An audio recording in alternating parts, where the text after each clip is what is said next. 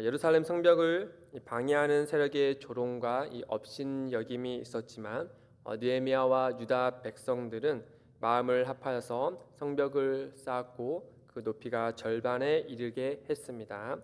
4장 6절에 보시면 우리가 성을 건축하여 전부가 연결되고 높이가 절반에 이르렀으니 이는 백성이 마음들여 일을 하였음이니라.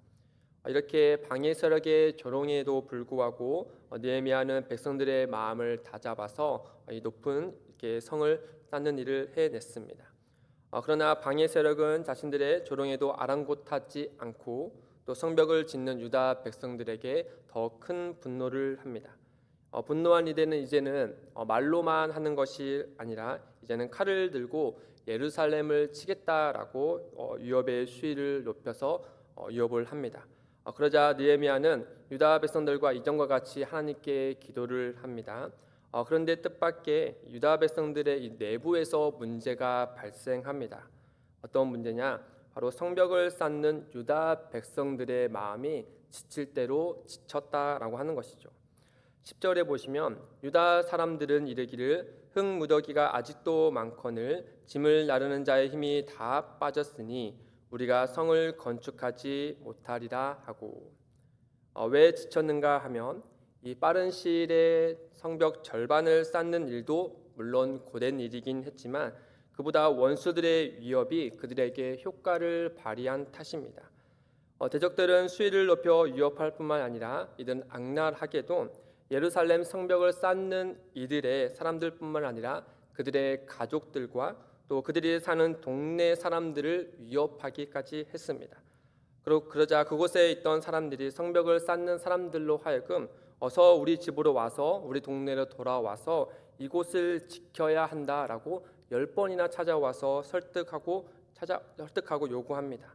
12절에 보시면 그 원수들의 근처에 거주하는 유다 사람들도 그 각처에서 와서 10번이나 우리에게 말하기를 너희가 우리에게로 와야 하리라 하고, 이러한 상황에 노출된 유다 백성들의 사기가 떨어지자 이 빠른 시일에 높이 절반이나 쌓아 올린 성벽이 보이는 것이 아니라 그들의 눈에는 이제 그 성벽을 쌓은 것을 보는 것이 아니라 이제 또 아직도 절반이나 쌓아야 하는 아직도 많이 남은 일로 보이기 시작한 것입니다. 느헤미야는 외부의 위협보다 이 내부의 이런 사기의 저하의 심각성을 빠르게 인지하고 또 이를 위해서 빠르게 세 가지 대처하는 모습을 우리에게 보여줍니다. 첫째는 어떻게 이 문제를 해결하느냐? 첫째는 하는 일을 일단 멈추게 합니다. 느헤미야는 유다 백성들의 마음을 들여 일을 하지 못하게 되자 그는 성벽 짓는 일을 일단 멈추게 하고 또 성벽 뒤에 낮고 넓은 곳에 백성들을 일단 모읍니다. 느헤미야의 생각에 백성들의 이런 마음의 상태로 성벽을 짓는 일을 하는 것은 하나님 앞에서 옳지 못한 것이고 또 유다 백성들에게도 유익하지 못한 것으로 판단했습니다. 그는 백성들의 두 갈래로 흩어진 이 마음을 다잡기 위해서 그들을 일단 일을 멈추게 하고 빠르게 한 곳에 모은 것이죠. 그런 다음에 그가 둘째로 한 것은 무엇이냐? 그 모여진 사람들의 손에 칼과 창과 활을 쥐어주게 합니다. 13절에 보시면 내가 성벽 뒤에 낮고 넓은 곳에 백성이 그들의 종족을 따라 칼과 창과 활을 가지고 서 있게 하고, 느헤미야는 언제 어떻게 칼을 들고 쳐들어올지 모르는 이 상황 속에서 모든 것을 제쳐두고 그냥 일만 할게 하는 것이 아니라 그는 조금 더디더라도 안정적으로 일을 해내야 한다라고 생각이 들었던 것입니다. 그리고 마지막으로 셋째는 그는 보다 중요한 것으로 여겨서 두려움의 대상을 바꿔주는 일을 합니다. 그는 사람들에게 이렇게 외칩니다. 14절에 보시면 내가 돌아본 후에 일어나서 귀족들과 민장들과 남은 백성에게 말하기를 너희는 그들을 두려워하지 말고 지극히 크시고 두려우신 주를 기억하고 너희 형제와 자녀와 아내와 집을 위하여 싸우라 하였느니라. 느헤미야는 그들에게 왜 두려워하느냐라고 책망하지 않았습니다. 또 그 두려움을 없애기 위해 화를 내지도 않았습니다. 그는 사람에게 있는 두려움을 없애는 가장 좋은 방법을 알고 있었습니다. 그건 바로 무엇이냐? 더 큰 두려움으로 이전의 두려움을 쫓아내는 것이었습니다. 느헤미야는 제국의 왕보다도 더 두려워해야 하는 분이 누구신지 아는 사람이었습니다. 느헤미야 1장 5절에 보면 느헤미야는 하나님을 이렇게 부릅니다. 이르되 하늘의 하나님이 여호와 크고 두려우신 하나님이여. 느헤미야는 유다 백성들의 마음을 사로잡은 적에 대한 두려움, 또 가족을 잃고 성벽을 쌓는 일이 결국 실패하여 모든 것이 허무하게 끝날 것이다 라는 그 두려움에 사로잡힌 유다 백성들의 시선을 돌려서 하나님께 향하게 했던 것이죠. 신명기 7장 21절에 모세는 가나안 땅을 앞에 둔 이스라엘 백성들의 두려워하는 마음을 보고 이렇게 그들에게 외쳤습니다. 너는 그들을 두려워하지 말라. 너희의 하나님 여호와 곧 크고 두려운 하나님이 너희 중에 계심이니라. 느헤미야는 유다 백성들의 두려움을 억지로 없애려 하지 않았고 그 대신에 그들의 두려움의 대상을 바꿔줬습니다. 세상의 악한 자들은 유다 백성들을 위협하여 그들의 생명을 앗아가기까지 두려움을 조성합니다. 그리고 곧 파멸을 위한 두려움을 조성합니다. 그러나 우리 하나님을 두려워하는 것은 그와 같은 파멸 때문에 두려워하는 것이 아니죠. 하나님을 두려워하는 것은 우리로 하여금 파멸에 이르게 하지 않고 진정한 안정과 평안에 이르게 하기 때문에 느헤미야는 그들로 하여금 하나님을 두려워하고 그리고 저들을 두려워하지 말라라고 말씀해 줍니다. 약한 자들을 두려워하여 성벽 쌓는 일을 멈추게 되면 모두가 위기에 처하게 됩니다. 그러나 하늘의 하나님을 두려워하여 그분의 말씀에 순종하여 성벽 쌓는 일을 계속한다면 하나님은 순종하는 자들을 위하여 친히 싸우실 것입니다. 느헤미야는 이렇게 믿었습니다. 20절에 보시면 너희는 어디서든지 나팔 소리를 듣거든 그리로 모여서 우리에게 나오라. 우리 하나님이 우리를 위하여 싸우시리라 하였느니라. 그러자 대적들은 유다 백성들이 그들이 철저히 이 일에 대해서 대비하는 것을 알게 되자 한 발 뒤로 물러섭니다. 느헤미야는 언제든 다시 대적들이 쳐들어올 것을 대비해서 아울러 성벽 쌓는 일도 멈추지 않기 위해서 지혜로운 방법을 모색합니다. 자기 수하들에게 이제 칼과 창을 들게 하는 것이고 또 성벽을 쌓는 이들에게 허리한 춤에 무기를 들게 하여서 언제든지 또 위기가 처하면 대처하게 하고 또 나팔 부는 사람을 세워서 그 대적들이 쳐들어오면 속히 모일 수 있도록 이와 같은 지혜로운 방법을 모색하여서 사람들에게 알려줍니다. 이런 느헤미야가 위기에 대응하는 모습을 볼 때면 그는 하나님께 기도하며 믿음이 굳건한 사람이면서도 그는 자신의 그런 신앙을 하나님을 믿는 그 신앙을 자신의 하는 일에 잘 녹여내는 사람인 것을 우리가 알게 됩니다. 그는 하나님께 위기 때 하나님께 기도하며 자신의 일을 해야 하는 일을 회피하지 않았습니다. 그는 또 위기 때 신앙을 제쳐두고 세상적인 방법에만 몰두하지 않았습니다.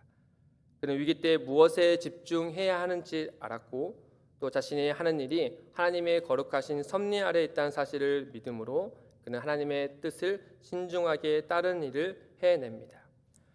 이러한 느헤미야의 신앙과 행동을 통해 오늘 우리는 크게 두 가지를 교훈하고 적용해 보면 좋겠습니다. 첫째는 하나님의 뜻을 따르기로 결단하면 길이 보인다는 것을 믿는 것입니다. 우리나라 속담에 호랑이한테 물려가도 정신만 차리면 산다라는 말이 있죠. 신앙인도 무수한 위기 속에 일종의 정신만 차리면 되는데 그 정신을 차린다는 것이 바로 무엇인가 하면 바로 하나님께 집중하고 하나님의 말씀에 순종하기로 결단하는 것입니다. 사방이 막혔더라도 하나님의 계심을 믿을 때 하나님께서 이스라엘 백성들에게 홍해를 갈라 길을 만들어 주신 것처럼 우리가 그 위기 속에서도 하나님께 집중하고 하나님의 말씀에 순종하기로 결단할 때 하나님은 우리에게 눈을 밝히셔서 우리에게 피할 길을 마련하시고 우리를 인도해 주실 것입니다. 사도 바울은 우리에게 이렇게 권면합니다. 로마서 8장 31절에 그런즉 이 일에 대하여 우리가 무슨 말을 하리요? 만일 하나님이 우리를 위하시면 누가 우리를 대적하리요.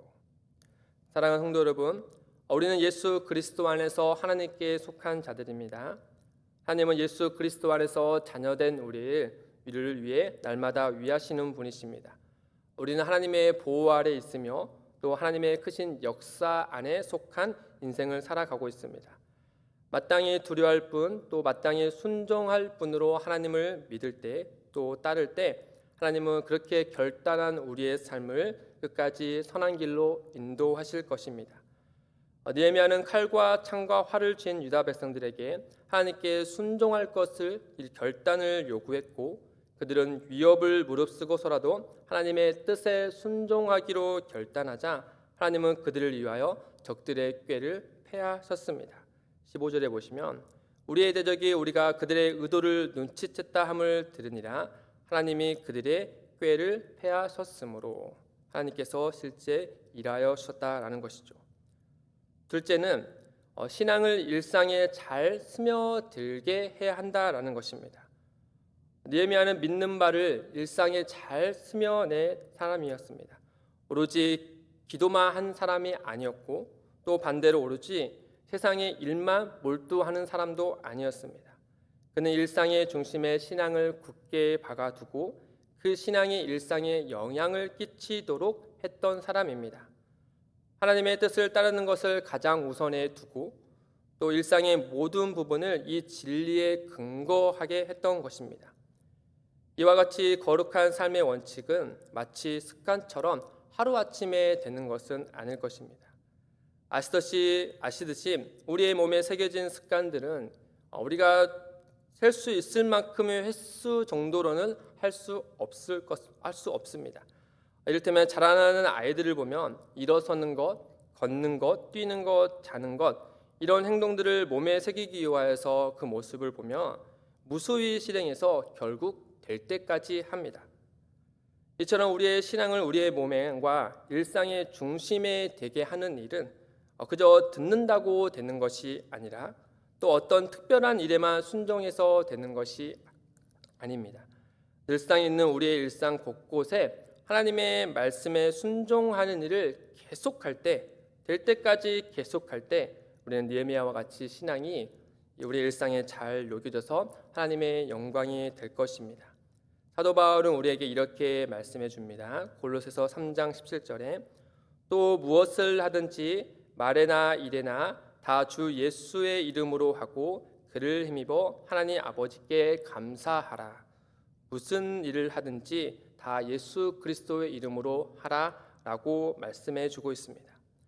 사랑하는 성도 여러분, 비록 예기치 않는 일이 우리의 삶을 두렵게 하고 또 힘들게 할지라도 우리의 삶이 결국 하나님의 손에 붙잡혀 있다라는 사실을 믿으시길 바랍니다. 그 믿음이 우리의 삶에 영향을 주게 하셔서 결국 하나님께 감사하는 삶으로 세워지시길 주님의 이름으로 소망합니다.